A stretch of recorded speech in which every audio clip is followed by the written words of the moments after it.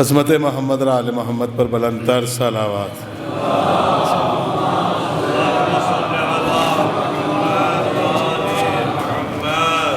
حسبنا اللہ و نعم الوکیل، نعم المولا و نعم النصیر، ما شاء اللہ لا حول ولا قوة الا باللہ العلی العظیم۔ اعوذ باللہ من الشیطان اللعین الرجیم، بسم اللہ الرحمن الرحیم۔ الحمد للہ رب العالمین والعاقبۃ للمتقین والجنۃ للمؤمنین والنار للعاصین والکافرین والمنافقین والمشرکین والحاسدین والظالمین، والصلاة والسلام علی رسول الثقلین محبوب رب المغربین والمشرقین جد الامام الحسنین سیدنا و مولانا ابی القاسم محمد وعلى اہل بیتہ الطیبین الطاہرین المعصومین المظلومین ولعنۃ اللہ علی اعدائہم اجمعین من هذه الساعة الى قیام یوم الدین، آمین یا رب العالمین۔ اما بعد فقد فقال اللہ سبحانہ تبارک و تعالی فی القرآن الکریم وهو اصدق الصادقین وقولہ الحق۔ بسم اللہ الرحمن الرحیم۔ ما ننسخ من آیت او ننسها نأتی بخیر منها او مثلها الم تعلم ان اللہ علی کل شیء قدیر۔ صلوات۔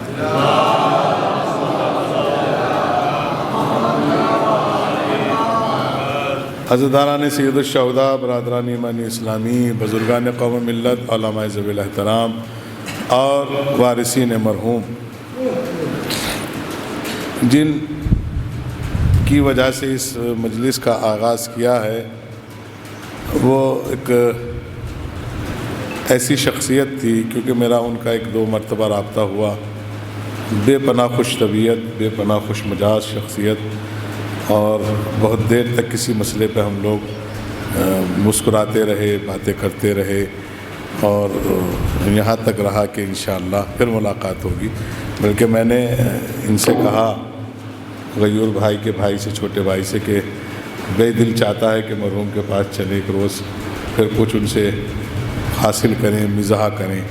خوش طبیعت شخصیت کا جانا بھی گھر والوں کے لیے تو مسئلہ الگ ہے، لیکن سماج کے لیے ایک بہت بڑا نقصان ہوتا ہے، معاشرے کے لیے۔ اس دور میں خوش افراد، خوش طبیعت، خوش زبان، خوش مزاج، خوش قسمت لوگ بہت کم دستیاب ہیں، اور انسان اپنی پوری زندگی جو ہے وہ خوشی حاصل کرنے کے لیے گوا دیتا ہے۔ جب وہ پیدا ہوتا ہے تو وہ اس کے والدین خوش ہوتے ہیں، جب وہ بڑا ہوتا ہے تو اس کے خانوادے والے کے ساتھ ساتھ خاندان والے خوش ہوتے ہیں، اور جب وہ شادی شدہ ہو جاتا ہے تو اس کی سسرال اور اس کی بیوی اور اس کے بچے خوش ہوتے ہیں، اور جب وہ بڑا ہو جاتا ہے تو پھر خاندان کے نوجوان خوش ہوتے ہیں کہ ہمارے سر پہ ایک بزرگ کا سایہ ہے۔ لیکن پوری زندگی ہماری تمنا اور پوری زندگی کا مقصد یہ ہوتا ہے کہ ایک خوشگوار زندگی گزرے کہ جس سے لوگ یاد بھی کریں۔ اور حضرت امیر کائنات کے اقوال میں سے ایک قول یہ ہے کہ مومن کی ایک پہچان یہ بھی ہے کہ جب تک وہ زندہ رہے تو لوگ اس سے ملنے کے متمنی ہوں، اور جب وہ چلا جائے تو لوگ اس کو یاد کر کے ایصال کرتے رہیں۔ صلوات بھیجیں محمد والے محمد۔ اس کی آپ نے آواز بڑھا رکھی ہے نا؟ صحیح ہے، اور قریب صحیح ہے۔ تو خوش طبیعت ہونا بہت مشکل ہے۔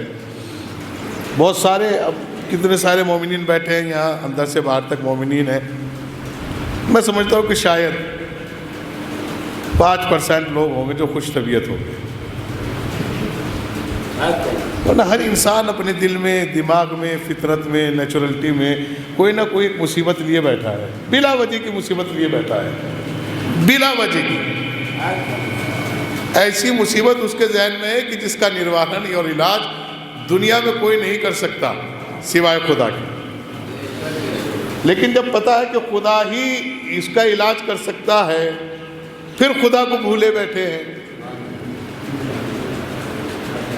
پھر خدا کو اچھا میں آپ کی ٹینشن سمجھتا ہوں تھوڑی تھوڑی، چونکہ میں بھی ان سے دو چار ہوتا رہتا ہوں، اسی معاشرے میں رہتا ہوں، اسی شہر سے ہوں اور اسی ماحول سے ہوں، اسی فطرت سے ہوں، اسی نیچرلٹی سے ہوں، اسی سماج سے آتا ہوں، تو مجھے بھی معلوم ہے کبھی کبھی تو کچھ پریشانیاں ایسی ہوتی ہیں کہ جن کی پریشانیوں کی کوئی وجہ ہی نہیں ہوتی. کسی کو اچھی گاڑی میں دیکھ لیا, اس کے پاس کہاں سے آئی گاڑی؟ کسی بچے کو اچھے لباس, ابھی اس کے پاس کہاں سے آئے؟ کسی نے ابا کا چہلم اچھا کر دیا, ضرور قرضہ لیا ہوگا اس نے, یہ نمبر 2 کی کمائی ہوگی. بلا وجہ کی ٹینشن, اس سے اس کا کوئی رابطہ نہیں ہے, اس سے اس کا کوئی مسئلہ حل ہونے والا نہیں ہے, اس سے اس کو سمجھنے سوچنے میں کوئی عبادت ملنے والی نہیں ہے. بلا وجہ سوچ رہا ہے. جیسے بیٹھکوں میں بیٹھ کے بات ہونے لگتی ہے, میرا نام بھی کہیں سے کہیں تک کوئی جانتا نہیں تھا, فوراً ارے وہ جس کو دیکھا بڑی بڑی آنکھوں والا جو مولوی ہے, وہ مولوی دتیانے والا فصیح حیدر, وہ بڑا عجیب آدمی بھائی, وہ جانتا بھی نہیں تھا کون ہے. وہ جو قوال والا مرثیہ خان تھا, وہ جانتا بھی نہیں تھا فصیح حیدر کون ہے.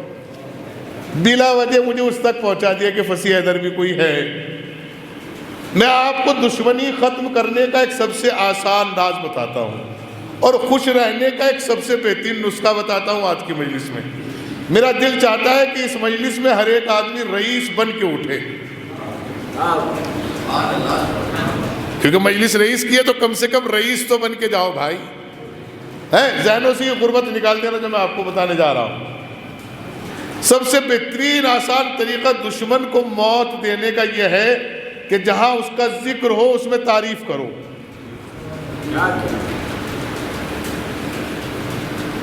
اگر میری آپ سے کوئی دشمنی ہے اور میرا ذکر ہو رہا ہے کہیں, تو وہاں آپ برائی کی بجائے تعریف کرو. بھائی آدمی بہت اچھے ہے, بھائی لاجواب آدمی, بھائی کوئی توڑ تھوڑا ہی ہے ان کا, بھائی بہت اچھے آدمی.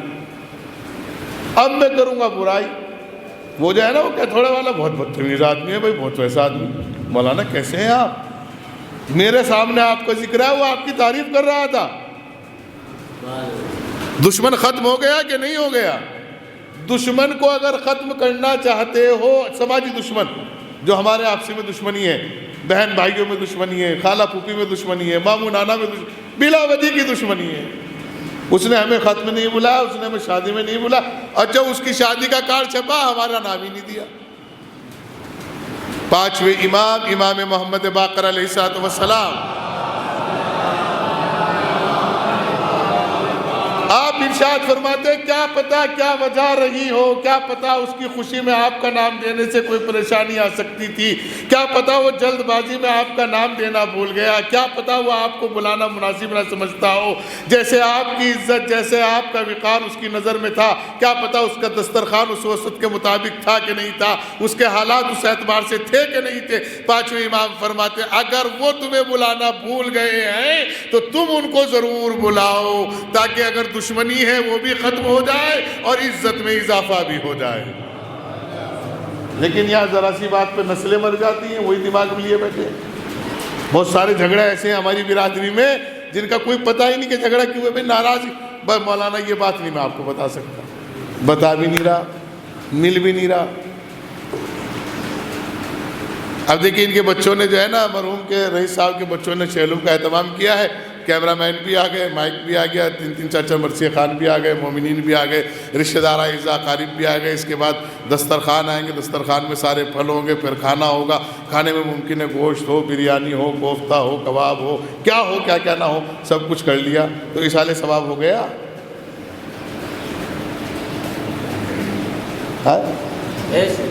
ایصال ثواب ہو گیا. تو جب نہیں ہوا تو پھر منع کیوں نہیں کرتے لوگوں کو؟ کمال ہے بھائی, سب کہہ رہے نہیں ہوا اور پھر منع بھی نہیں کرتے. بہترین ایصال ثواب آپ کے مرحومین کے لیے یہ ہے, اگر تم یہ چاہتے ہو کہ ہمارے مرحوم والدین کو ایصال مستقل ہوتا رہے, کسی اور کے لیے نہیں کہہ رہا ہوں, اگر آپ یہ چاہتے ہو کہ ہمارے مرحوم والدین کے لیے مستقل ایصال ثواب ہوتا رہے, تو سب سے بہترین عمل یہ ہے کہ جو مرحوم کی اولاد ہے, بہنیں اور بھائی, آپس میں اس طرح مل کے رہیں کہ دشمن یہ سوچنے پہ پریشان ہو جائے ان میں جھگڑا کب ہوگا, جتنے بہن بھائی آپس میں مل کے رہو گے اتنے والدین کی روح شاد رہے گی۔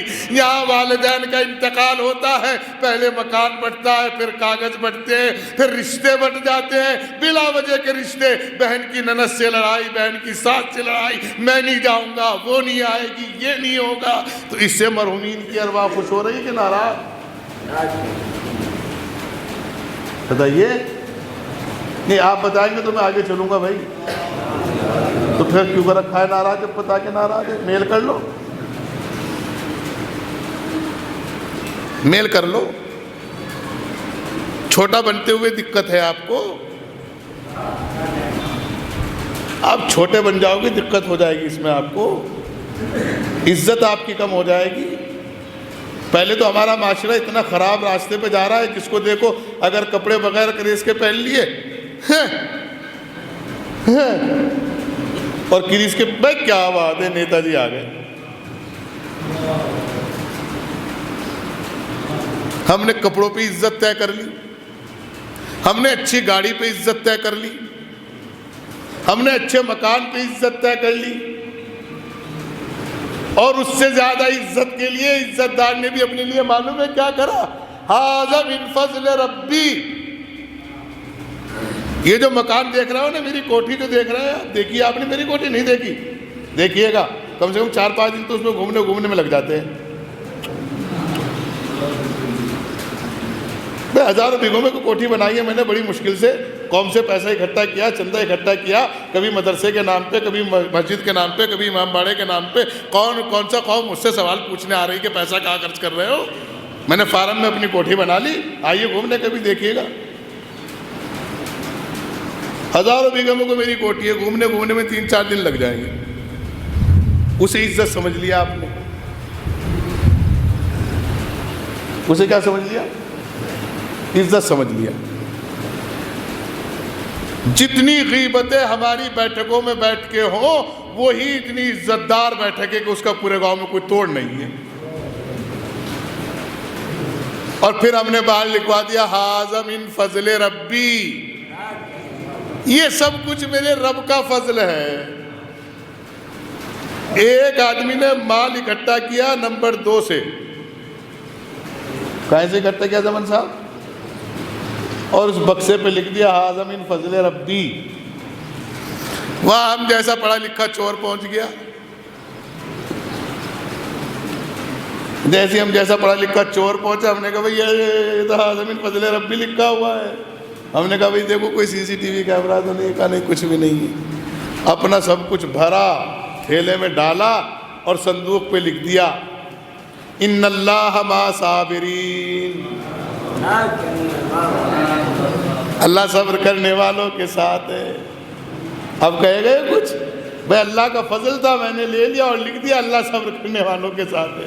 تو یاد رکھیے، اگر کسی کا دل دکھا کر آپ عزت دار بن رہے ہو تو یقیناً کوئی ایسا پڑھا لکھا چور ضرور آپ کی زندگی میں آئے گا جو یہ لکھ کے جائے گا ان اللہ مع صابرین، اللہ صبر کرنے والوں کے ساتھ ہے۔ تو کاش کہ تم مال حرام اکٹھا کرنے سے پہلے ہی اس آیت کو اپنی زندگی کا عمل بنا لیے ہوتے کہ اللہ صبر کرنے والوں کے ساتھ ہے، تو پھر نہ دنیا میں تمہیں عزت کی فکر ہوتی نہ ذلت کی فکر ہوتی۔ اس لیے کہ جس کے ساتھ اللہ ہو جائے اسے کائنات کی کوئی طاقت جھکا نہیں سکتی۔ زندہ مثال دے کے جا رہا ہوں، اس دور میں سنی، شیعہ، دیوبندی، بریلوی، وہابی، قادیانی، پنجابی، سکھ، عیسائی، کوئی مذہب دنیا میں ایسا نہیں ہے جو میری بات کو کاٹ سکے۔ آج کے دور سارے دولت والے کہہ رہے ہیں ہم سے دولت لے جاؤ، اپنے ساتھ شریک کر لو۔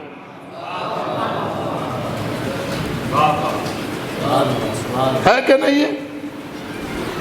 ہمارا نوجوان یوتھ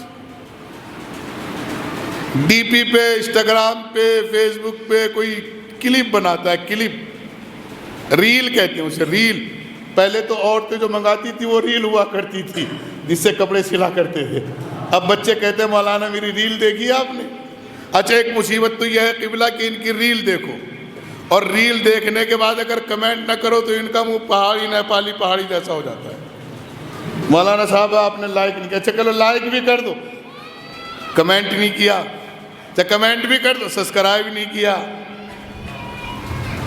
3 چیزیں اس میں داخل ہوئی اور پوری ریل کا جنازہ نکل گیا۔ ہمیں صلوات بھیجیے گا۔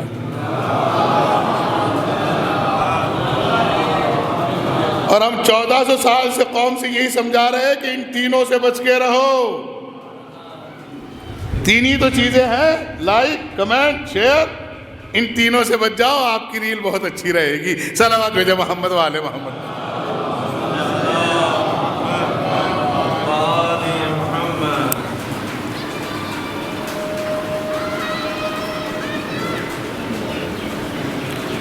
جس کو نماز پڑھنے جانا ہے اس سے اچھا موقع کہاں ملے گا میاں؟ آگے آنے کے لیے لوگ پتہ نہیں کیا کیا خرچ کرتے ہیں۔ ایک صلوات بھیجے محمد والے محمد پر۔ آئیے آگے آ جائیے، تھوڑا سا اور آگے کو آ جائیں بھائی، آ جائیں، اور پھر مومنین آئیں گے، دقت ہوگی۔ ایک صلوات بھیجے محمد والے محمد پر۔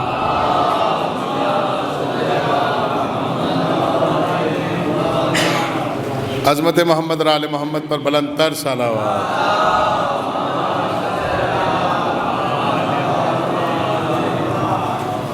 اول وقت بھی جو ہے وہ فضیلت کا وقت ہے، صرف فضیلت ہے۔ قبلہ بیٹھے، قبلتین ہے ماشاءاللہ، صرف فضیلت ہے اول وقت، اور جہاں ہم بیٹھیں یہ بھی فضیلت سے کوئی کم نہیں ہے۔ لیکن افسوس اس بات کا ہے کہ نماز کی طرف زیادہ متوجہ ہے، جس نے نماز اور دین بچایا اس کی طرف لوگ کم متوجہ ہیں۔ صلوات بھیجیے گا محمد والے۔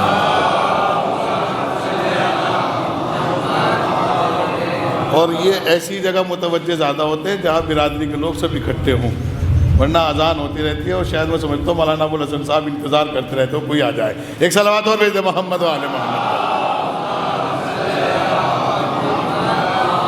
بہرحال یہ اذانیں، یہ مساجد، یہ حرم میرے ہیں، پھر بھی دنیا کے مسلمانوں میں کم میرے ہیں۔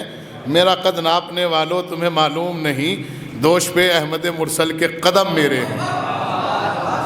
اور پھر وہ آپ ہی کا پڑھا ہوا ایک مصرع سناتا چلوں جو بزرگ سے سنتا آ رہا ہوں بچپن سے۔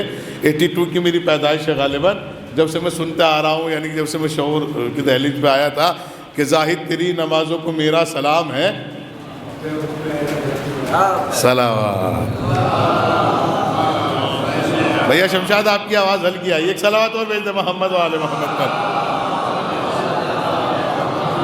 جی یاد رکھیے، سب کا مرکز، سب کا منبع، ساری عبادتوں کا محاصل اور ساری عبادتوں کا عروج اور کمان اور محور اور عفت جو بھی کچھ ہے وہ فضیلت آل محمد، اس کے سوا کچھ بھی نہیں ہے۔ فضیلت آل محمد ہے، اس کے سوا کچھ بھی نہیں ہے۔ پڑھیے گا آپ نماز، نماز پڑھیے گا، نیت کر لیا آپ نے؟ ہمت ہے آپ میں سے کوئی دولت والا، کوئی قداور، کوئی رئیس، کوئی نواب، کوئی بہادر، کوئی شجاع، کوئی گولڈ میڈل، کوئی ارجن ایوارڈیڈ، کوئی بھارت رتن لیے بیٹھا ہو؟ آپ میں سے کسی کی ہمت ہے کہ ہم سے پہلے آگے چلا جائے؟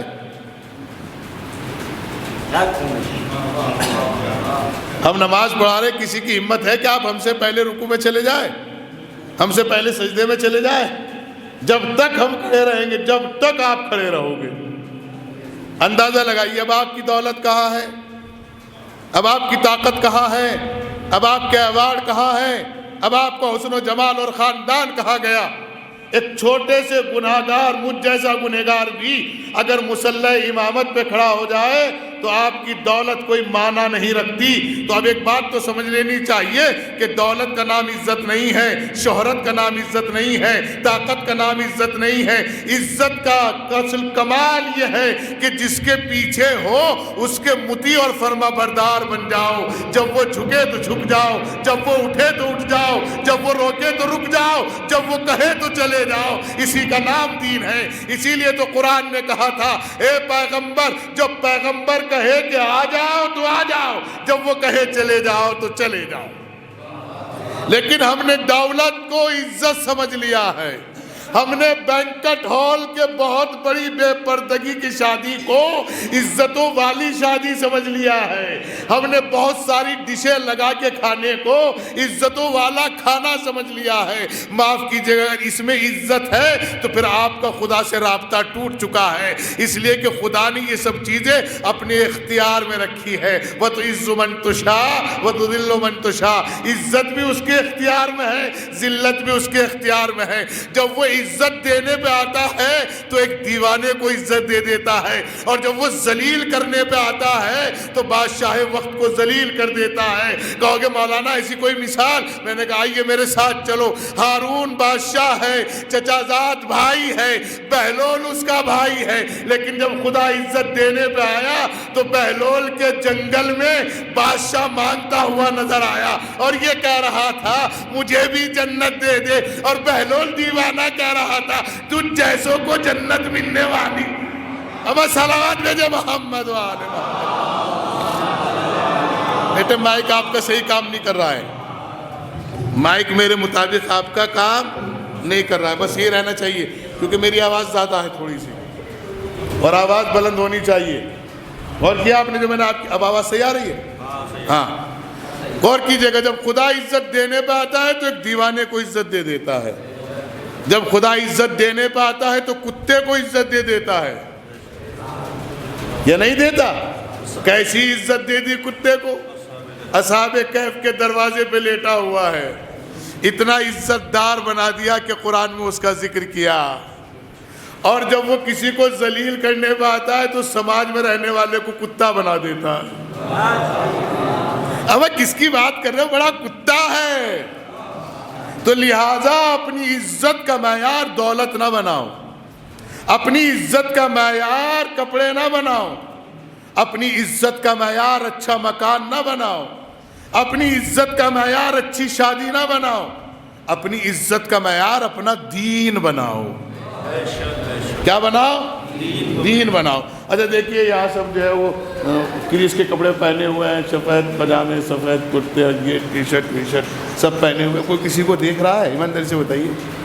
ہے بھائی رسول پر والوں کوئی تمہیں دیکھ رہا ہے تم سفید شرٹ پہن کے آئے ہو؟ نہیں دیکھ رہا ہے. اسی کی طرف دیکھ رہے ہوں گے جس کے کپڑے بغیر پریس کے ہوں گے.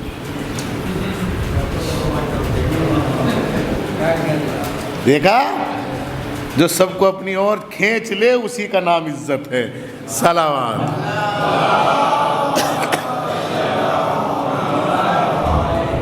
اچھا کپڑا پہننا چاہیے. معصومین کی حدیث ہے جب گھر سے باہر نکلو تو بہتر سے بہتر کپڑا پہن کے نکلو، بہتر سے بہتر جوتا پہن کے نکلو، لیکن دشمنوں کے لیے، اپنوں کے لیے نہیں، دشمنوں کے لیے. مولا فرماتے ہیں جتنی آپ کی دولت ہے اس حیثیت کے مطابق جتنا قیمتی جوتا پہنو وہ بھی کم ہے. قیمتی جوتا جتنا، دولت کتنی ہے آپ کے پاس؟ بہت ساری دولت ہے. اس آنکڑے کے اعتبار سے جتنا بھی قیمتی جوتا پہن سکتے ہو وہ پہنیے. کسی نے مولا سے پوچھا مولا قیمتی جوتے کی تاکید کیوں فرما رہے ہیں؟ کہا اس میں دو چیزیں چھپی ہوئی ہیں، آپ کا رزق چھپا ہوا ہے اور دشمن کی نظریں چھپی ہوئی ہیں. جب تم اچھا جوتا پہن کے نکلو گے تو تمہارے رزق میں برکت ہوگی اور دشمن کی نظریں کمزور ہوتی چلی جائیں گی. اور ہر آدمی یہی چاہتا ہے کہ میری دشمنی کم ہو جائے. غور کیا آپ نے؟ تو قیمتی سے قیمتی جوتا پہنو. لیکن میں نے ایک مجلس میں کہا تھا، بہاری کی شب بیداری میں کہا تھا، نوجوان کھڑے ہوئے تھے تو ظاہر سی بات ہے نوجوان ہمارے ماشاءاللہ اچھے جوتے اچھے کپڑے پہنتے ہیں. اللہ جناب علی اکبر کے صدقے میں ان کو جوانوں کو نظر بد سے محفوظ رکھے ہیں. تو میں نے کہا تھا مولا نے فرمایا کہ قیمتی جوتے پہنو، لیکن اتنے قیمتی جوتے بھی نہ پہنو جو فرش عزا پہ نہ آنے دیں. بہت سے لوگ جوتے اتارنے کی چکر بھی نہیں آتے. صلوات.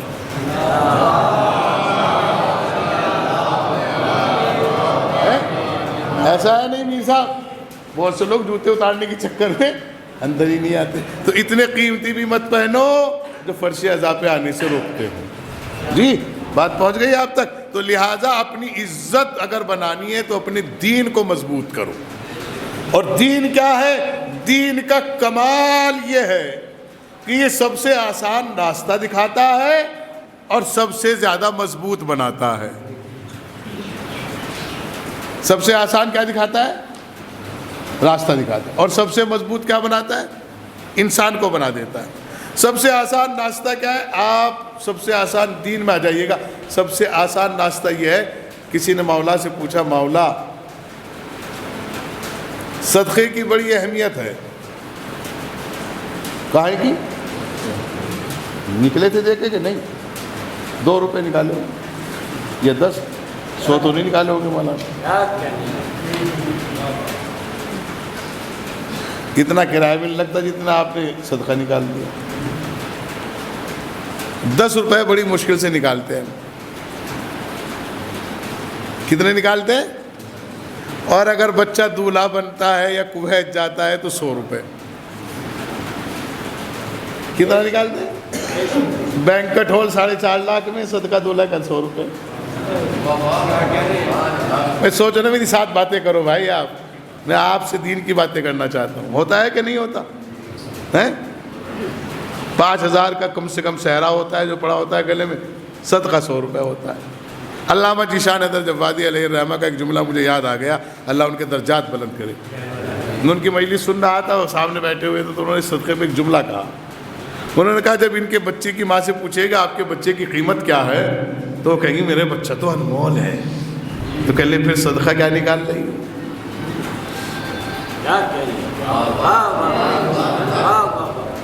پھر صدقہ کیا نکال رہے ہو جب بچہ انمول ہے آپ کا بھائی؟ 10 روپے جھولا چھاپ ڈاکٹر بھی 30 روپے سے کم نہیں لیتے گاؤں میں. یہ ایسا نہیں ہے. 10 روپے صدقہ نکالتے ہیں. لیکن میرے دماغ میں یہ بات بیٹھ گئی، اور جب بیٹھ گئی تو میں مستقل میرے دماغ میں ایک ٹینشن بنی ہوئی تھی کہ اس کا کوئی حل ہو، اس کا کوئی حل ہو. اب اتنی جرأت و ہمت تو نہیں تھی ہمارے اندر کہ ہم علامہ صاحب سے کہتے مول صاحب یہ کیا ہو گیا، یہ کیا پڑھ دیا آپ نے، کیا کر دیا. لیکن انمول کا جب صدقے کی بات آئی تو ذہن بڑا پریشان رہا کافی مدت تک. لیکن ایک روز پڑھتے پڑھتے میں ایک کتاب پڑھ رہا تھا، کتاب تاریخ اسلام، تعلیمات اسلام، علامہ محمود غیلانی صاحب کی لکھی ہوئی ہے شاید غالباً وہ کتاب. اسے پڑھ رہا تھا، پڑھتے پڑھتے اس میں ایک صدقے کا ذکر آیا. کسی نے پوچھا کہ صدقہ کیا دینا چاہیے، تو انہوں نے اس بات کا ذکر کیا تھا چونکہ ہر انسان اپنی ذات میں انمول ہوتا ہے لہٰذا صدقہ بھی انمول ہونا چاہیے. تو کسی نے چھٹی امام سے پوچھا مولا انمول صدقہ کیا ہو سکتا ہے؟ کہا جب تم اپنے گھر سے کسی کام کے لیے نکلو تو ہم آل محمد پر درود پڑھ کے نکلو. ارے میں نے کتنا بڑا تحفہ آپ کو دے دیا بھائی. جب تم وہ صدقہ نکالنا ہے نکالتے رہیے گا، لیکن جب تم اپنے گھر سے نکلو تو ہم آل محمد پر درود پڑھ کے نکلا کرو. اور زیادہ انمول بنانا چاہتے ہو تو میری جدہ کے اذیت دینے والوں پر لعنت پڑھ کے نکلا کرو. ہائے ہائے، امر بالمعروف اور نہی عن المنکر گھر سے قدم نکالتے ہوئے کر کے چلا کرو. یہ ایسے انمول صدقے ہیں جن کی فضیلت فرشتے بھی جلدی سے لکھ نہیں پاتے. جی اب ایمانداری سے بتائیے کتنے لوگ گھر سے صلوات پڑھ کے نکلتے ہیں؟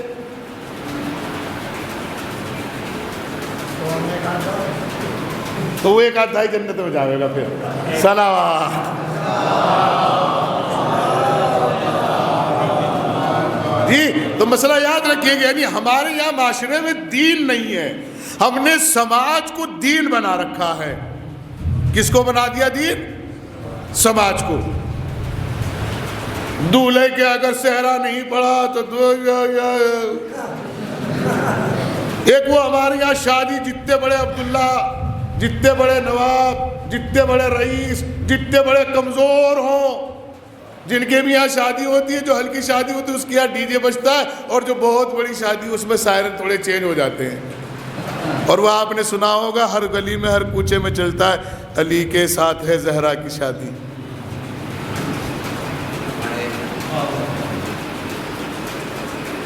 علی کے ساتھ ہے. یہ علماء بیٹھے ان کے سروں پہ قرآن رکھ کے پوچھیے گا اس کا سننا جائز ہے؟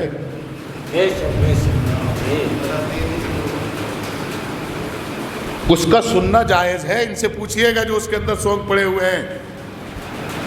اس سونگ کے ساتھ اتنے عظیم ناموں کا سننا جائز ہے؟ نہیں. لیکن آپ بھی اتنی سبحان اللہ کہو گے اتنے شادی نہیں ہوگی گھر میں. جس دن شادی ہوگی آپ کے گھر بھی اسی لہجے میں بجائے جائیں گے. تو دین کہاں ہے ہمارے پاس؟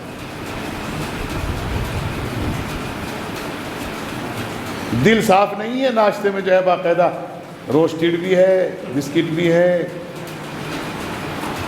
بادام بھی ہے، پستہ بھی ہے، اور دل صاف نہیں ہے. مولا فرماتے ہیں آپ دل صاف رکھو اور ایک آنے والے کو مسکرا کے پانی کا گلاس پلا دو، وہ بھی عبادت ہے. تو مسئلہ کیا ہے کہ ہم نے سماج کو دین بنا لیا ہے، جبکہ دین کو سماج بنانا تھا. نہیں سمجھے آپ؟ جبکہ دین سماج تک پہنچانا تھا، سماج کو اپنے اوپر حاوی نہیں کرنا تھا، سماج کے اوپر دین کو حاوی کرنا تھا. کبھی آپ نے سوچا ہے شادی ہو گئی آپ کی؟ آپ کی برابر میں جو بیٹھے ان کی ہو گئی؟ ہو گئی؟ نہیں ہوں گے آپ 22 سال کے تو ہوں گے ماشاءاللہ. آپ ماشاءاللہ بتائیے 25 سال کے اور ابھی لڑکا پیروں پہ نہیں کھڑا ہوا.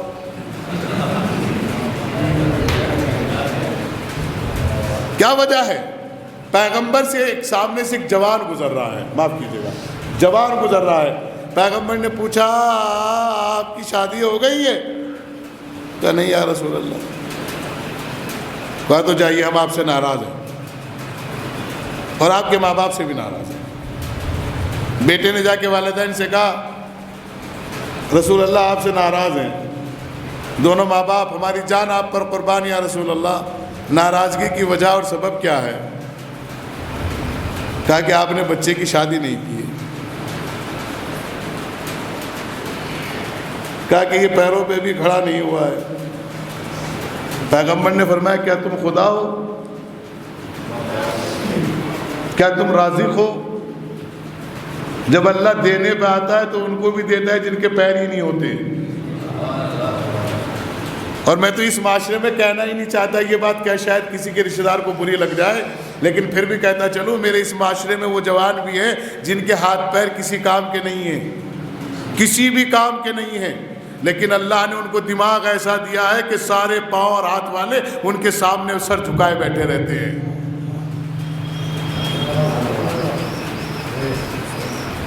آپ تو بولو بھائی، آپ تو بولو بھئی، آپ تو بولو، کم سے کم آپ کو تو بولنے کا حق ہے. اچھے اچھے دماغدار سر جھکائے بیٹھے رہتے ہیں، اس لیے کہ خدا کی رضا میں کوئی آپ دخل اندازی نہیں کر سکتے. وجہ کیا ہے؟ چونکہ ہم نے اپنے اوپر سماج حاوی کر لیا ہے، کیونکہ ہمیں بینکٹ ہال میں شادی کرنی ہے، کیونکہ ہمیں چڑھاوے کی دکھاوے کی بری کے سونے کے سیٹ لے جانے ہیں، چونکہ ہمیں اپنے رشتہ دار کو پستی میں لے جانا ہے، چونکہ ہمیں اپنے رشتہ دار کو کمزور کرنا ہے برادری کے سامنے. ارے جلدی سے رشتے طے کرو، جلدی سے لڑکا اور لڑکی کی شادی کرو، اس لیے کہ جتنا معاشرہ جلدی قبول کرو گے اتنا ہی تمہارا بیٹا اور بیٹی حرام سے بچ جائے گا. جتنا تم اپنی اولاد کو حرام سے بچا دو گے اتنا ہی دین تمہارے گھروں میں آ جائے گا. صلوات بھیجے محمد و آل محمد.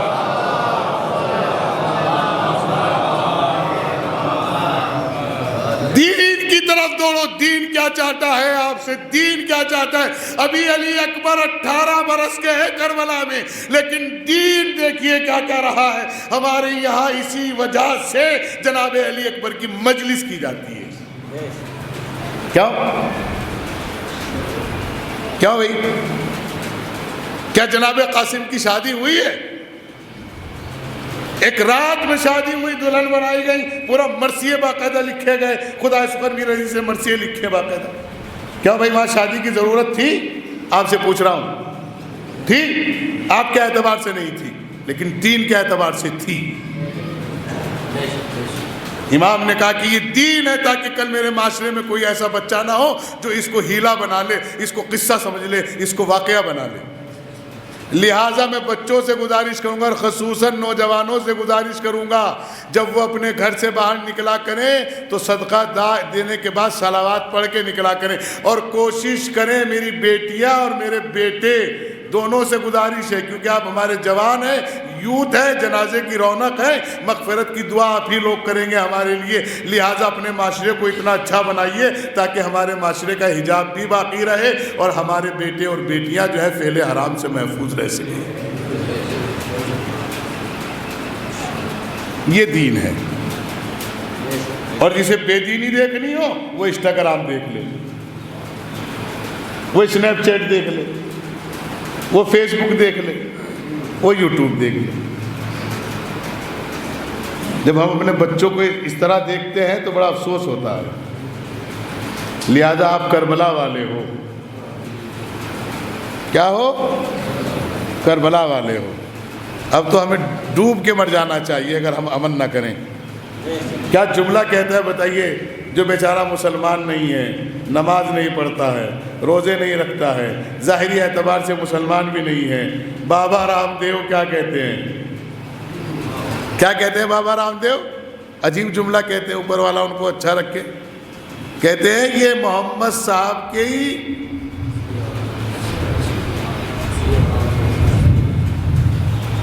یہ محمد صاحب کی اصل اولاد ہیں.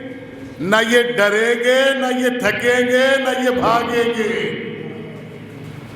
اب تو ہمیں سمجھ جانا چاہیے ایک غیر آدمی ہمیں متوجہ کر رہا ہے کہ ہم محمد صاحب کی اولاد ہیں, لہٰذا ہمارے عمل اتنے اچھے ہونے چاہیے تاکہ سماج میں لوگ ہماری مثال دے سکیں. بہرحال مسئلہ ختم ہو گیا ہے اور نماز بھی ختم ہو گئی اور وقت بھی ختم ہو گیا. یہ باتیں نکل گئی. میں اس آیت پہ تھوڑی دیر گفتگو کر لیتا ہوں. ما ننسخ من آیت او ننسها نأت بخیر منها او مثلها الم تعلم ان اللہ علی کل شیء قدیر. اسی کہتوڑے میں نے ایک مجلس پڑھی تھی پچھلے ہفتے غالباً, پچھلا ہفتہ ہی تو تھا وہ. اب اس بچے نے پتہ نہیں کون کون سی ویڈیو بنا کے وہ وائرل کر دی اور وہ باقاعدہ اتنی وائرل ہو گئی, کچھ لوگوں کے فون آنے لگے, ہمارا بچہ تو ایسا نہیں تھا اور ان کا بچہ تو ایسا نہیں تھا اور وہ تو ایسا نہیں تھا اور وہ تو ایسے نہیں تھے. تو میں نے کہا بھائی میں نے کسی کا نام تو لیا نہیں,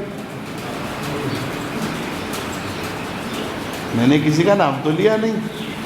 میں نے تو یہ کہا کہ شراب پینا بھی حرام, پلانا بھی حرام, بیچنا بھی حرام, بکوانا بھی حرام. میں نے کچھ غلط کہا بھائی؟ آپ تو تھے بھائی صاحب اس مجلس میں, کوئی جملہ غلط تھا اس کے اندر؟ اب اگر کسی کو بری لگے تو لگے, جہاں زخم ہوگی وہیں درد ہوگا, جہاں زخم نہیں ہوگا وہاں درد نہیں ہوگا.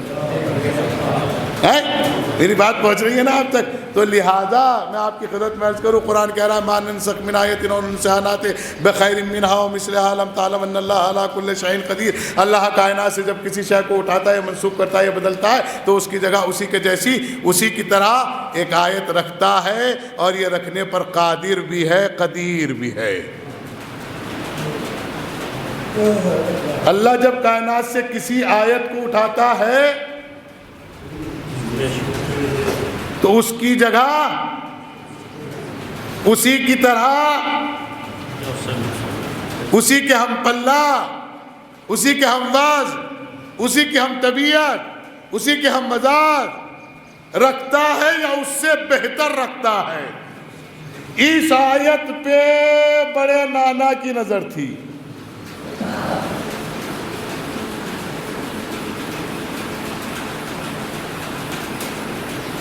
اس آیت پہ بڑے نانا کی نظر تھی. کس کی نظر تھی؟ بڑے نانا کی نظر تھی. انہوں نے جیسی ہی آیت پڑھی کہنا شروع کر دیا رسول ہم جیسے, جیسی کہنا شروع کیا رسول ہم جیسے. لیکن وہ یہ بھول گئے کہ تمہارے کہنے سے رسول تم جیسے نہیں ہو پائیں گے. غور کیا آپ نے؟ قرآن کہہ رہا ہے کہ یا تو اس سے بہتر بنا کے رکھوں گا یا اس کے جیسی رکھوں گا. اس سے بہتر یا اس کے جیسی, اس سے بہتر یا اس کے جیسی, اس سے بہتر. تو کائنات میں ہمارا یقین اور ایمان اس بات پر نہیں ہے کہ رسول اللہ سے بہتر کوئی آیت ہو, اس لیے کہ پوری کائنات رسول کا صدقہ ہے. ارے میں آپ کی خدمت میں جملہ عرض کرنے جا رہا ہوں. یہ زمین, یہ آسمان, یہ سیارے, یہ ستارے, یہ کہکشائیں, یہ انجوم, یہ صدف, یہ منبر, یہ تخت, یہ تاج, یہ دنیا, یہ دولت, یہ شہرت, یہ عزت, سب کچھ بعد رسول ہے. سب کچھ رسول کے صدقے میں ہے کہ نہیں ہے؟ ارے آپ سے پوچھ رہا ہوں, رسول کے صدقے میں ہے کہ نہیں ہے؟ رسول کے صدقے میں ہے۔ تو اب مسلمانوں سے پوچھنا چاہتا ہوں، یہ بتائیے کہ رسول بنے کیسے ہیں؟ مٹی سے بنے ہیں، آگ سے بنے ہیں، پانی سے بنے ہیں، ہوا سے بنے ہیں؟ کہا نہیں، رسول تو نور سے بنے ہیں، کیونکہ پیغمبر کی خود کی حدیث ہے، اول ما خلق اللہ نوری، اللہ نے سب سے پہلے میرا نور خلق کیا۔ تو بھائی نور سے کیوں بنے؟ کیونکہ اللہ نور ہے، اس نے اپنے نور سے پیغمبر کو بنایا۔ تو میں جاہلوں اب تم سے پوچھنا چاہتا ہوں کلمہ پڑھنے والوں، جب نبی نور سے بنا ہے تو پھر اولاد نور سے بنے گی کہ نہیں؟ اگر خون سے بنتے تو خون سے بنتی، اگر دوست سے بنتے تو گوشت سے بنتی، لیکن یا نور سے بنے گی کہ نہیں؟ اب پوری کائنات کے مسلمانوں سے میرا سوال یہ ہے، یہ بتاؤ رسول کی بیٹی فاطمہ ہے کہ نہیں؟ رسول کی بیٹی فاطمہ ہے کہ نہیں؟ تو فاطمہ نور ہے کہ نہیں؟ اب نور کے بیٹے حسنین ہے کہ نہیں؟ حسنین نور ہے کہ نہیں؟ فاطمہ نور ہے کہ نہیں؟ بھئی غور کر رہے ہو؟ زینب نور ہے کہ نہیں؟ ام کلثوم نور ہے کہ نہیں؟ زین العابدین نور ہے کہ نہیں؟ امام باقر نور ہے کہ نہیں؟ امام جعفر صادق نور ہے کہ نہیں؟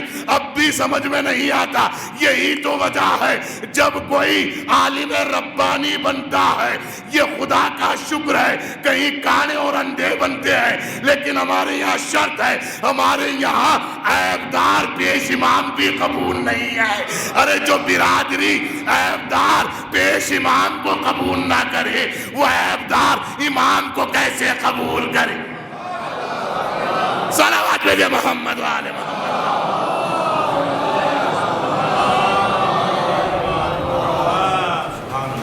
غور کیجئے گا۔ اچھا پھر میں آپ کی خدمت میں ایک بات عرض کروں، آپ میرے والد کو جانتے ہیں؟ آپ تو جانتے ہیں، ہاں وہ جانتے ہیں۔ میرے والد کو جانتے ہیں، کس کو؟ ہاں میرے والد کو جان جائیے، اگر نہیں جانو گے تو پریشانی ہو جائے گی، جان لو۔ اس لیے کہ ہمارے یہاں امامت میں ایک شرط ہے قبلہ۔ پہلی شرط تو یہ ہے کہ وہ بالغ ہو، دوسری شرط ہے کہ وہ عاقل ہو، تیسری شرط کیا ہے؟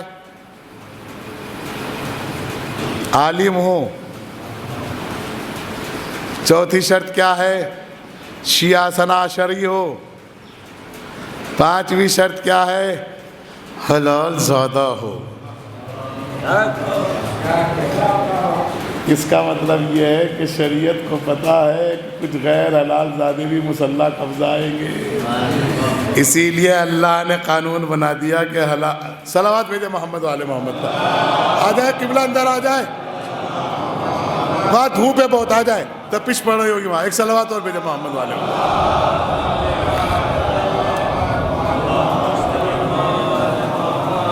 ارے ایک صلوات اور بھیج دے محمد و آل محمد۔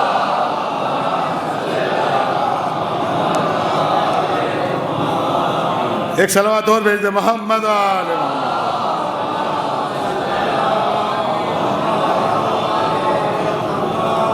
اجازت ہے سرکار؟ دیکھیں کتنے خوش نصیب ہیں کیتھوڑے میں بیٹھے ہوئے مومنین۔ پہلی خوش نصیبی تو یہ ہے کہ اپنے بزرگوں کی وراثت میں بیٹھے ہو، اس سے بڑی خوش نصیبی کچھ نہیں ہو سکتی، کیونکہ بہت سارے بچوں نے اپنے بزرگوں کی وراثت کو ختم کر دیا ہے۔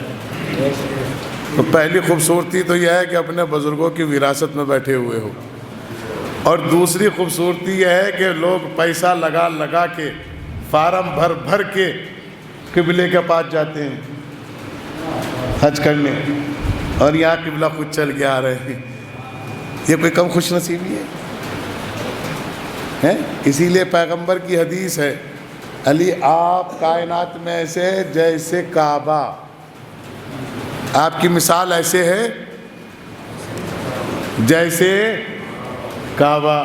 کسی نے پوچھا کہ کعبہ کا مطلب نہیں سمجھے، کہا حاجی کعبے کے پاس آتے ہیں، کعبہ کسی کے پاس نہیں جاتا۔ جس کو بھی حاجت ہو وہ علی کے پاس آئے، علی کو کوئی حاجت نہیں جو کسی کے پاس جائے۔ آئے ہائے قربان جاؤ۔ لیکن چونکہ حج کرنے جا رہے ہیں بہت سارے لوگ، اللہ ان کی حج قبول کرے، اور جن کے پاس نمبر 2 اور 3 کے پیسے سے حج کرنے جا رہے ہیں، اللہ ان کی حج کا تماشا بنوائے، تاکہ لوگوں کا دل خوش ہو کے نمبر 2 کے پیسے سے حج نہیں ہوتا، اس لیے کہ دل میں بغض، پیٹ میں حرام اور طواف پر طواف۔ دل میں بغض، پیٹ میں حرام اور طواف پر طواف۔ کعبہ اس چکر میں ہے، یہ لوگ کس چکر میں ہیں؟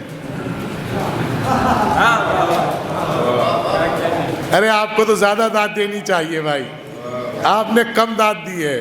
اس کی وجہ یہ ہے کہ آپ مظفر نگر کے ہیں، اور مظفر نگر میں کوئی ہو یا نہ ہو لیکن حاجی چور ضرور ہے۔ صلوات بھیجے محمد والے۔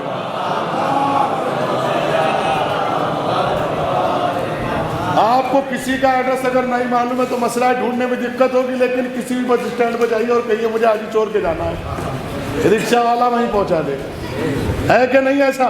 ہم نے ایک روز پوچھا بھائی چور کیوں کہلائے حاجی جی؟ کا کچھ بھی نہیں۔ میں نے کہا پھر کیوں کہلائے؟ کہنے لگے جب یہ حج کرنے گئے تھے تو قینچی ساتھ لے گئے تھے اور خانہ کعبہ کا غلاف کا ٹکڑا کاٹ لائے تھے، اور انہوں نے اپنے بچوں سے کہا تھا جب میں مر جاؤں تو ایک ٹکڑا میرے ساتھ کفن میں رکھ دینا۔ سرکار علی بن ابی طالب کے بڑے فرزند امام حسن نے فرمایا او غلام کے بیٹے نیچے اتر، اور جا کر اس نے اپنے باپ سے کہا تو باپ نے یہی تو کہا تھا، اس سے غلام لکھوا کے لے آ، میری قبر میں رکھ دینا، میں بخشا جاؤں گا۔ ارے کمال ہے، اب بھی پوچھتے ہو تم قبر میں کیا لکھ کے رکھتے ہو؟ ہم وہی لکھ کے رکھتے ہیں جو تمہارے ابا کو نہیں ملا ہے۔ صلوات بھیجے محمد۔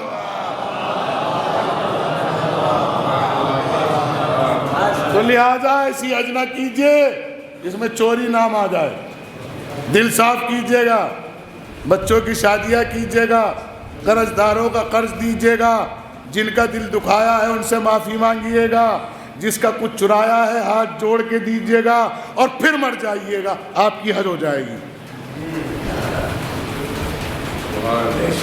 لیکن اگر کسی کا دل دکھا کے بہنوں کا، بیٹیوں کا، بیوی کا، خالہ کا، پھوپھی کا، مسجد کے امام کا، اور جس سے نکاح پڑھوایا اس مولوی کا،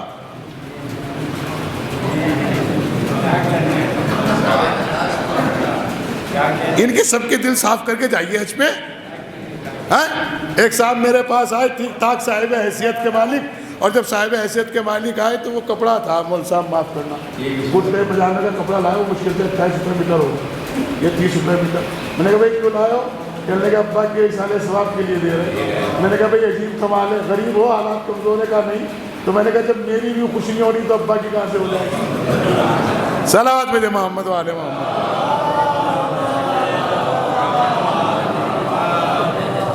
بھائی جب زندہ مولوی کی روح خوش نہیں ہو رہی تو مردہ ابا کی روح کہاں سے خوش ہو جائے گی؟ یاد رکھیے اپنے مرحومین کے لیے اس چیز کو ایصال کرو جو آپ کے لیے سب سے بہتر ہو، جو آپ کے لیے سب سے بہتر ہو، اس کا ایصال کرو۔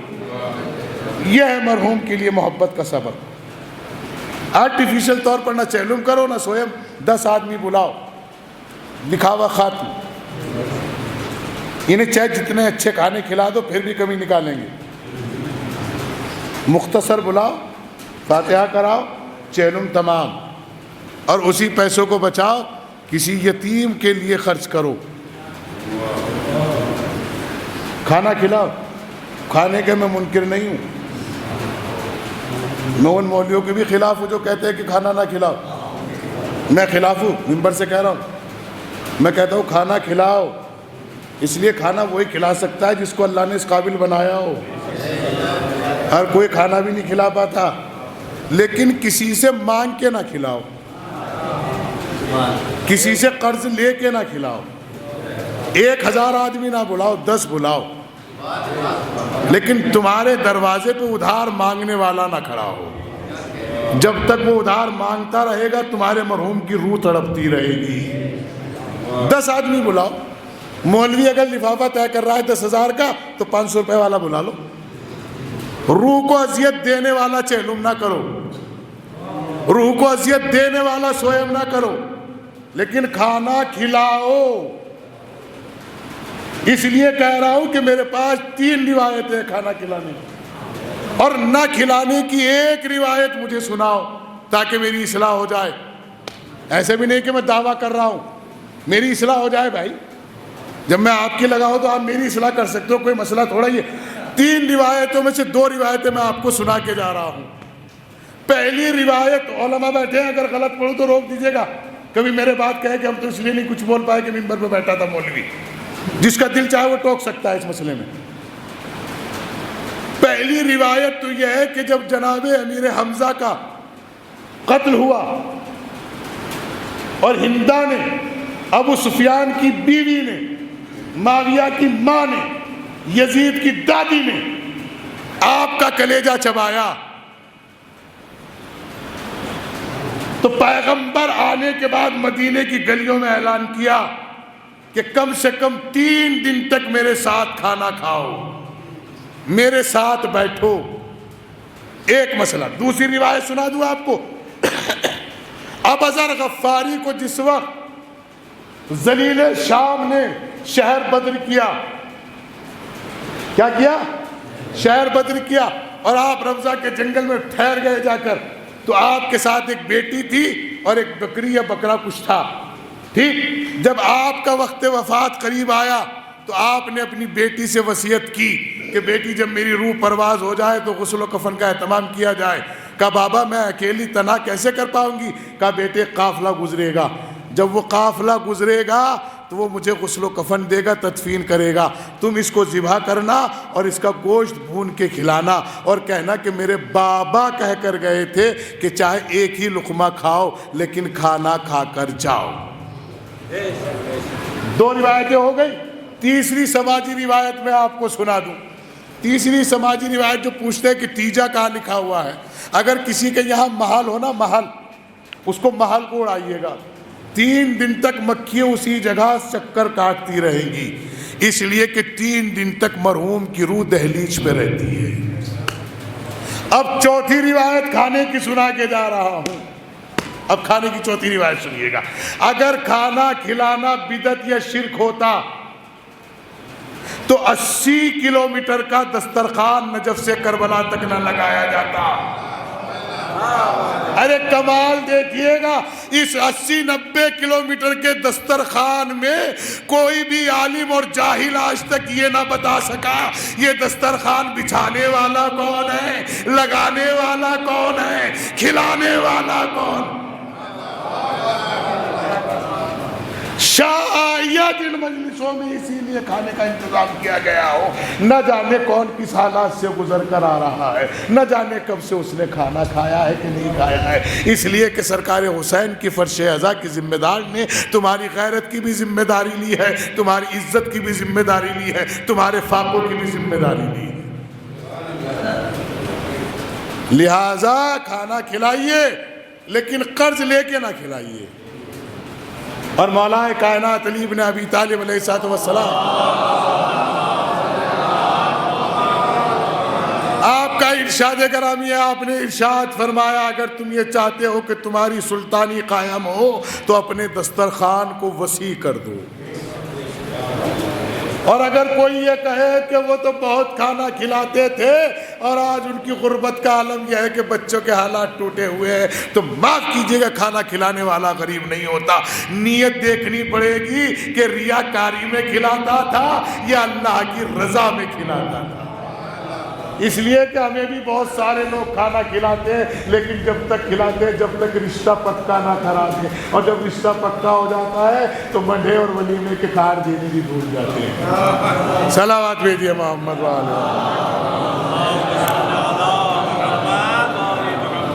نیت بتائیے گا، اس لیے کہ الاعمال بالنیات، اگر آپ نے اللہ کی رضا کے لیے کھانا کھلایا ہے تو آپ کی دولت میں کمی آنے والی نہیں ہے، آپ کی عزت میں کمی آنے والی نہیں ہے، آپ کے رزق کی برکت میں کمی آنے والی نہیں ہے، اس لیے کہ آپ وہ کام کر رہے ہو جس کی ذمہ داری خدا نے لی ہے۔ ارے بڑا جملہ کہا میں نے آپ کی خدمت میں، آپ وہ کام کر رہے ہو جس کی ذمہ داری، بے رزق کی ذمہ داری خدا نے لی ہے کہ نہیں لی ہے، اور آپ کھلا رہے ہو۔ تو کھلائیے اور کھانا کھلائیے، لیکن قرض لے کے نہ کھلائیے گا، سود پہ پیسے لے کے نہ کھلائیے گا۔ سود کا لینا بھی حرام ہے، سود کا دینا بھی حرام ہے۔ لیکن اب تو ہمارے بچوں نے اپنا وہ بدل دیا، نام بدل دیا۔ اب کوئی نہیں کہتا میرا بیٹا سودو ہے، اب کہتے میرا بیٹا فائنینسر ہے۔ کیا ہے؟ فائنینسر۔ اچھا فائنینسر کا ترجمہ کریے تو کیا بنے گا؟ ارے بھائی آپ پڑھے لکھے ہو، آپ بتا دو۔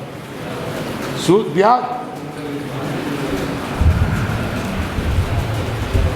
اور کتنے فخر سے کہتے ہیں میرا بیٹا فائنینسر ہے دلی میں۔ تو یہ لفظوں کو بدل کے دین کا مذاق نہ اڑائیے گا۔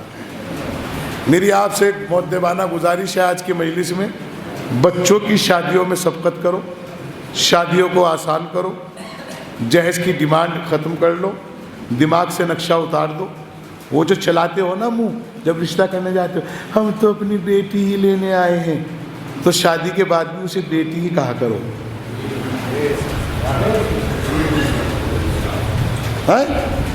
بہت سارے لوگ کہتے ہیں ہم تو اپنی بیٹی مانگنے آئے ہیں، تو شادی کے بعد وہ بیٹی کیوں نہیں رہتی بھائی؟ اور میں جوانوں سے گزارش کروں گا خصوصی طور پر، اگر برا لگے تو معاف کر دینا، جو بچے میرے آؤٹ آف کنٹری ہیں، آؤٹ آف اسٹیٹ ہیں، یا تو وہ اپنی اہلیہ کو ساتھ لے کے جائے، ورنہ اپنی اہلیہ کے ساتھ ٹائم اسپینڈ کریں۔ صلوات۔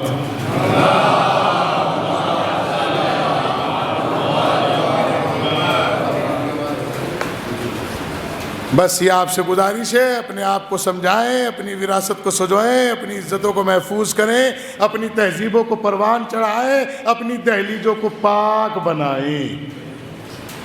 یہ میری آپ سے گزارش ہے۔ مجلس تمام ہو گئی ہے، قرآن کی آیت ہے۔ ابھی اگر آپ شرارت کرنے لگو نا مجلس میں بیٹھ کے، تو معلوم ہے یہ کہاں کہیں گے؟ بالکل اپنے ابا پہ گئے ہیں، کہیں گے کہ نہیں؟ اچھا، اور اگر آپ شریف بن کے بیٹھے رہیں پھر بھی یہ کہیں گے اپنے ابا پہ گئے ہیں۔ اور وہ جو آپ کے پیچھے بیٹھے ہیں نا ہاتھ باندھے، وہ معلوم ہے کیا کہیں گے؟ وہ مولانا خون کا اثر ہے، اس کے ابا بھی بڑے شریف۔ کہے کا اثر ہے؟ تو خون کا اثر آتا ہے کہ نہیں آتا؟ ارے آپ سے پوچھ رہا ہوں، خون کا اثر آتا ہے کہ نہیں آتا؟ تو اب یہ بتائیے فاطمہ رسول کی بیٹی ہے کہ نہیں؟ تو اب سیدہ کے اندر رسالت کا اثر آئے گا کہ نہیں؟ آئے گا نا؟ تو یہ ہم زمانے کو سمجھا رہے ہیں، خون کا اثر آتا ہے۔ پہلی بات تو خون نہیں ہے، لیکن آپ کے اعتبار سے اگر خون تسلیم کر لیا جائے تو خون کا اثر آتا ہے۔ وراثت اسی کو ملتی ہے جو خون ہوتا ہے۔ اب فاطمہ کو ملنا چاہیے کہ نہیں ملنا چاہیے؟ فاطمہ کے بعد فاطمہ کے بیٹوں کو ملنا چاہیے کہ نہیں ملنا چاہیے؟ نہیں غور کیا آپ نے؟ لیکن میں آپ کو گارنٹی سے یہ جملہ ممبر سے کہہ کے جا رہا ہوں، یہ میری زندگی کا دوسرا گارنٹی کا جملہ ہے۔ ایک گارنٹی کا جملہ میں نے جب بولا تھا جب محمد احمد کاظمی صاحب کو گرفتار کیا گیا تھا دہلی سے، اور یہ کہا گیا تھا کہ محمد احمد کاظمی صاحب دہشت گرد ہیں، تو میں نے اس وقت دھولی کے اندر جاوید مرحوم صاحب کی مجلس پڑھتے ہوئے کہا تھا، ان کے سوئم کی مجلس پڑھتے ہوئے کہا تھا، میں نے کہا تھا کہ اگر دنیا کا کوئی بھی طاقتور انسان اور دنیا کا کوئی بھی سنویدھان اور دنیا کی کوئی بھی ٹیکنالوجی اگر محمد احمد کاظمی صاحب کو دہشت گرد ثابت کر دیں تو میں اسلام چھوڑ دوں گا، میں شیعت چھوڑ دوں گا۔ کہا کیوں مولانا ایسا کیوں کہہ رہے ہو؟ میں نے کہا اس لیے کہہ رہا ہوں کہ فرش عزا پہ بیٹھنے والا دہشت گرد نہیں ہو سکتا، فرش عزا پہ بیٹھنے والا دہشت گرد نہیں ہو سکتا۔ یہاں وہی بیٹھ سکتا ہے جس کا رشتہ مظلومیت سے جڑ جائے، یہاں وہ نہیں آ سکتا جس کا رشتہ ظالم سے جڑتا ہے۔ اب مجھے کسی کو کچھ کہنے کی ضرورت نہیں ہے، لیکن پھر ایک جملہ دے کے جا رہا ہوں، ساری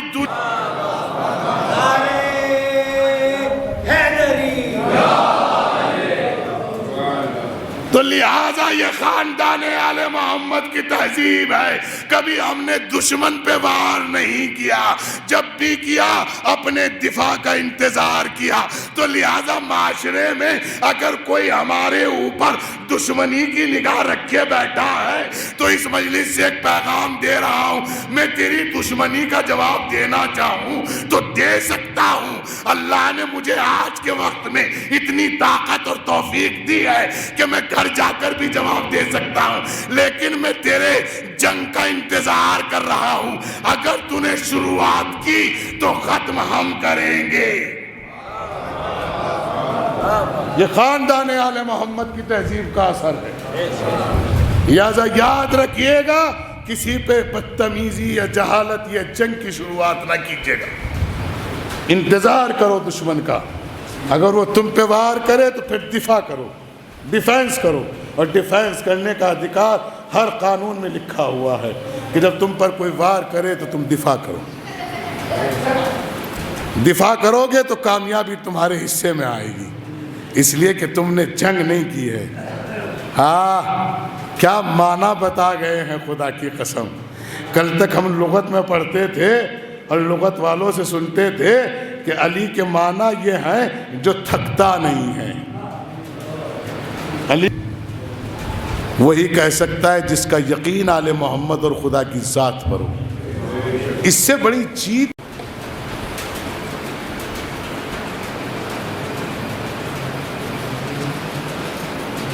افسوس ہوتا ہے،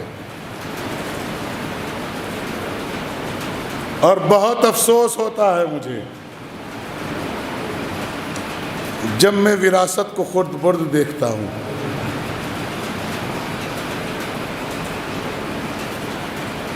آپ لوگوں سے ہاتھ جوڑ کر ایک گزارش کر رہا ہوں کہ آپ اپنی وراثت کو سجو لیں، آپ اپنی آپس کی ناراضگیاں ختم کریں، آپ اپنے رشتوں کو بحال کریں۔ اگر آپ کا بھائی سے مجاز نہیں مل رہا ہے تو مخالفت نہ کریں، اپنے گھروں کے قصے دوسروں کے گھروں میں بیٹھ کے نہ سنائیں، اس لیے کہ جب تمہاری نظر میں تمہارا بھائی اپنا نہیں ہو سکا تو جس کے گھر تم قصے سنا رہے ہو وہ تمہارا کہاں سے ہو جائے گا۔ لہٰذا اپنے گھر کی باتوں کو اپنی دہلیز سے باہر نہ جانے دیں، اور اپنے بچوں کو مضبوطی سے پڑھائیں اور وقت پہ شادیاں کریں۔ پیغمبر کی حدیث ہے، والدین کے اوپر 3 چیزیں اولاد کی واجب ہوتی ہے۔ پہلی چیز یہ ہے کہ اپنے بچے کا نام اچھا رکھیں، دوسری چیز یہ ہے کہ اپنے بچے کو قرآن کی تعلیم دیں، تیسری چیز یہ ہے کہ سر وقت اپنے بچوں کی شادی کریں۔ میری آپ سے گزارش ہے، زیادہ بڑے دہلیز نہ دیکھو، زیادہ دولت والے گھر نہ دیکھو۔ اگر لڑکا مناسب ہے، شریف ہے، عزت دار ہے، حالات سے کمزور ہے، نہ جانے شادی کے بعد اس کے حالات کیسے تبدیل ہو جائے، کوشش کریں کہ شادی کر ڈالیں۔ معاشرے کو بہتر بنانے کا سب سے آسان طریقہ یہی ہے کہ اپنے بچوں کی شادیاں سر وقت کریں۔ دوسری مسئلہ، اگر خوش رہنا چاہتے ہو زندگی کے ہر گوشے میں تو اپنے دل و دماغ میں یہ بیٹھا لو کہ خدا ہی کرنے والا ہے، اور خدا ہی کار ساز ہے، اور خدا ہی رازق ہے، اور خدا ہی عزت دینے والا ہے، اور اس کے بغیر ایک پتا نہیں ہلتا ہے۔ مولا کائنات نے دعائے کمیل میں ارشاد فرمایا، کیف یمکن الفرار من حکومتک، پروردگار تیری حکومت سے فرار ممکن نہیں ہے۔ مولا فرماتے ہیں یہ سچ اور حق ہے کہ تقدیر طے کرتی ہے، لیکن تمہاری کہالت تقدیر کو خراب کر سکتی ہے۔ تم اپنی محنت کرنے میں کمی نہ چھوڑو، تقدیر میں اور بلندی آ جاتی ہے۔ لہذا جوانوں نے بہت بڑا سنگھرش کیا ہے، زندگی کے ساتھ ایک بہت بڑی جنگ لڑی ہے، اور اس معاشرے کو پھر اس بلندی پر لے کر آئے ہیں۔ لائق سلام ہیں وہ جوان جنہوں نے اپنے گھروں کی تہذیبوں کو بلند کیا، لائق سلام ہیں وہ جوان جنہوں نے دن رات محنت کر کے اپنے گھروں کی عزتوں کو محفوظ کیا، لائق داد و تحسین و سلام ہیں وہ جوان جنہوں نے کویت، دبئی، شارجہ نہ جانے پردیس بیرون وطن رہ کر محنتیں کی اور اپنے گھر کو سجویا۔ اللہ ان سب جوانوں کو سلامت رکھے اور ان کو خوشیاں نصیب فرمائے اور ان کے والدین کا سایہ ان کے سروں پہ تا دیر قائم و دائم رکھے۔ آگے میری آپ سے گزارش یہی ہے کہ شادیوں میں جلدی کریں تاکہ معاشرے میں خرابیوں سے بچے محفوظ ہو سکیں۔ جناب مرحوم کا میرا رشتہ ایک محبت کا رشتہ تھا۔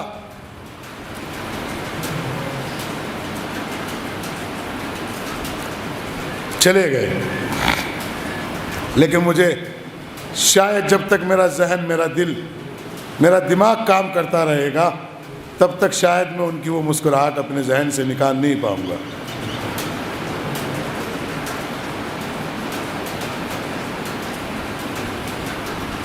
باپ کا جانا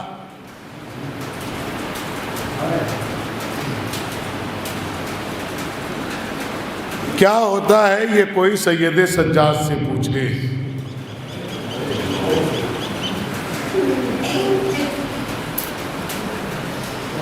قرآن نے تو بڑے سخت لہجے میں بات کی ہے اولاد سے، ماں باپ کے متعلق۔ قرآن تو کہتا ہے وَلَا تَقُلْ لَهُمَا اُفٍّ، تم اپنے پیرنٹس کو، اپنے ماتے پتا کو، اپنے والدین کو اف تک نہ کہہ دینا۔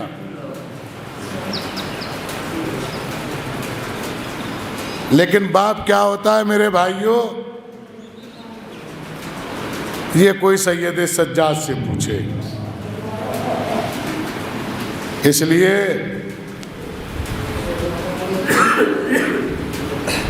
کہ میرا امام جب تک زندہ رہا خون کے آنسو روتا رہا۔ میں مرحوم کے بیٹوں سے گزارش کروں گا دست ادب جوڑ کر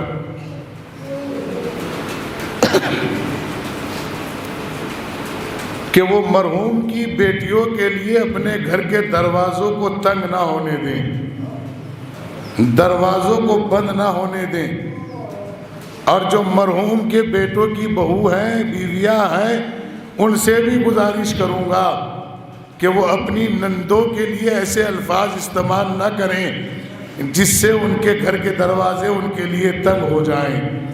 اس لیے کہ جب بیٹیوں کے سر سے باپ کا سایہ اٹھ جاتا ہے تو وہ بیٹیاں یہی کہہ کے اپنے باپ کے جنازے پر روتی ہیں، بابا آپ کے بعد ہمارا وطن اجڑ گیا ہے، آپ کے بعد ہمارا وطن اجڑ گیا ہے۔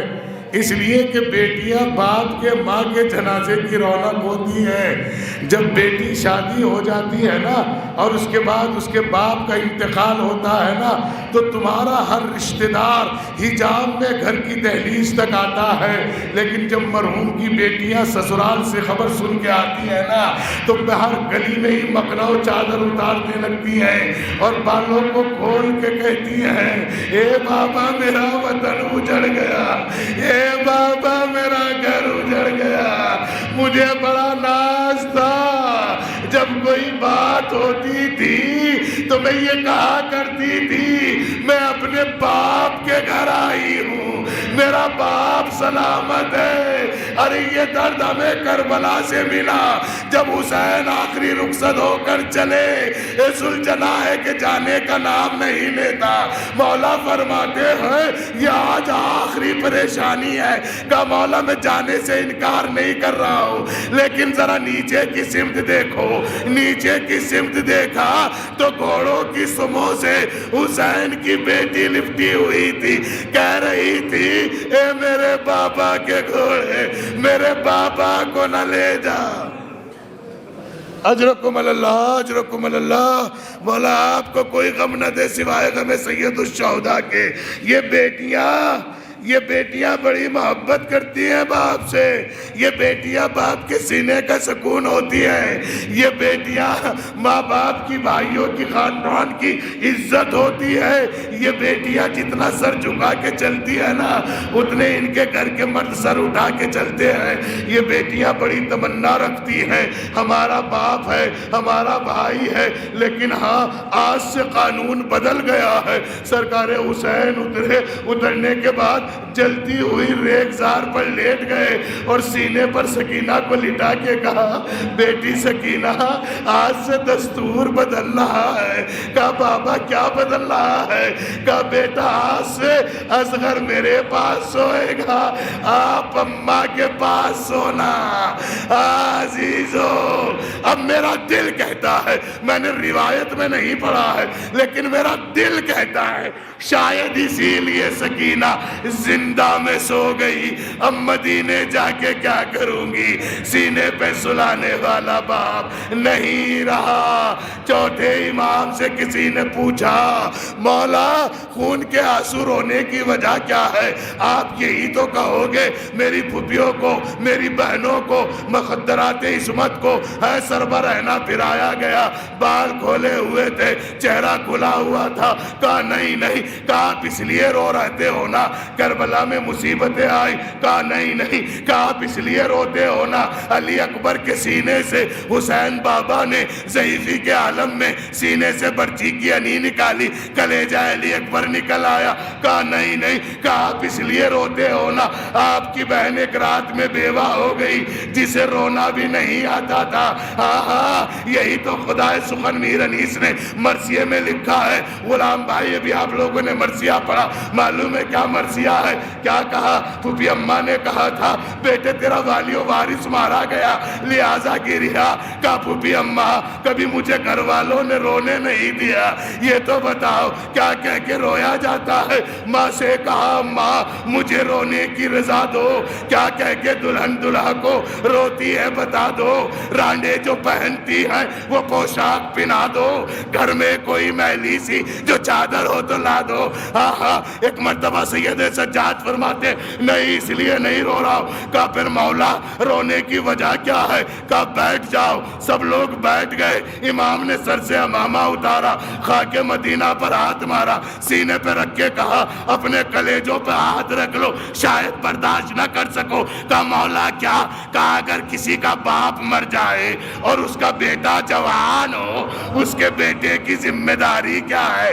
کہا مولا دفنانے کے لیے پوچھ رہے ہو یا ایسے؟ کہا دونوں بتائیے۔ کہا دفنانے کے لیے پوچھنا چاہتے ہو تو شریعت یہ کہتی ہے جب بیٹا اپنے باپ کو دفنائے تو قبر پہ مٹی نہ ڈالے، اس لیے کہ باپ کو مٹی دینا اتنا آسان نہیں ہوتا۔ لیکن پوچھا مولا نے یہ بتاؤ اگر بیٹا زندہ ہو باپ مر جائے، کہ بیٹے کی ذمہ داری ہے وہ غسل و کفن دے، جنازہ تیار کرے۔ امام سید سجاد نے اپنا سینہ پیٹا، کہا میں کائنات کا وہ غریب بیٹا ہوں، میرے باپ کا لاشا پڑا رہا بے غسل و کفن، میں اپنے باپ کی طرف دیکھنا چاہتا تھا، ظالموں نے رخ موڑا، ہاتھوں میں ہتھکڑیاں، پاؤں میں بیڑیاں، گلے میں خاردار تو میں یہ کہہ کے چلا بابا اگر زندگی نے مہلت دی تو میں آپ کو غسل و کفن دوں گا۔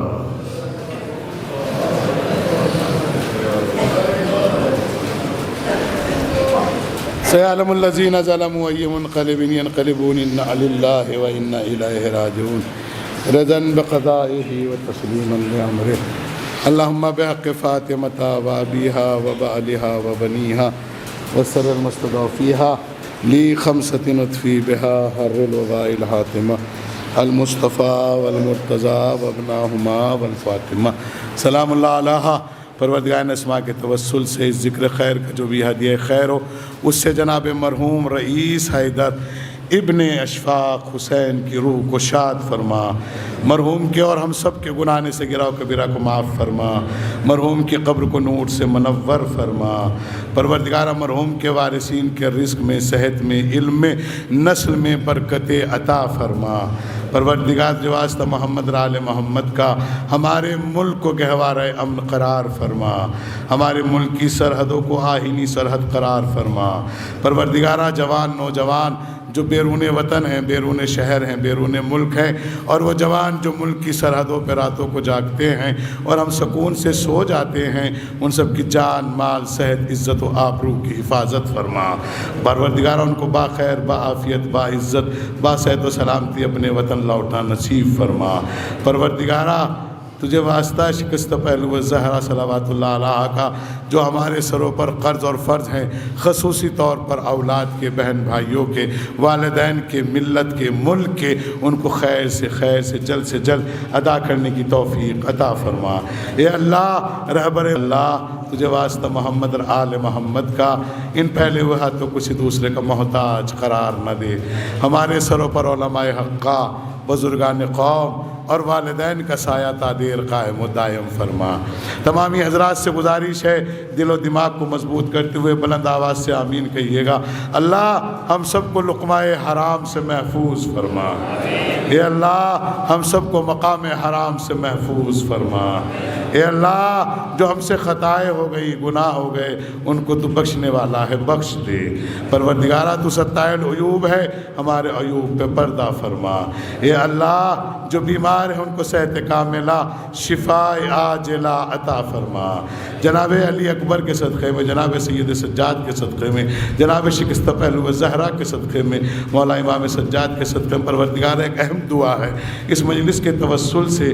ایک مریض ہے ہمارے کوثر صاحب کا فرزند تنظیم کوثر بھوشن، اللہ اس کے گناہوں کو بخش کر میرے معبود اس کو صحت کاملہ، شفاء عاجلہ عطا فرما۔ اے اللہ اس کے بچوں پہ اس کا سایہ تادیر قائم و دائم فرما۔ اے اللہ اس کے والدین کے لیے اس کو بہتر قرار فرما۔ پروردگارہ جوانوں کی خیر فرما، وقت کے امام کو راضی و خوشنود فرما، جنت البقیع کی تعمیر کی توفیق عطا فرما۔ علماء حقہ، بزرگان قوم، والدین کا سایہ تادیر قائم و دائم فرما۔ حقیقی وارث اعزا و مسرت حضرت حجت امام زمان کے ظہور میں تعجیل فرما، تعجیل فرما، تعجیل فرما۔ تمامی حضرات سے گزارش ہے، خان آ چکے ہیں، آپ حضرات سے گزارش ہے کہ 4 معصومین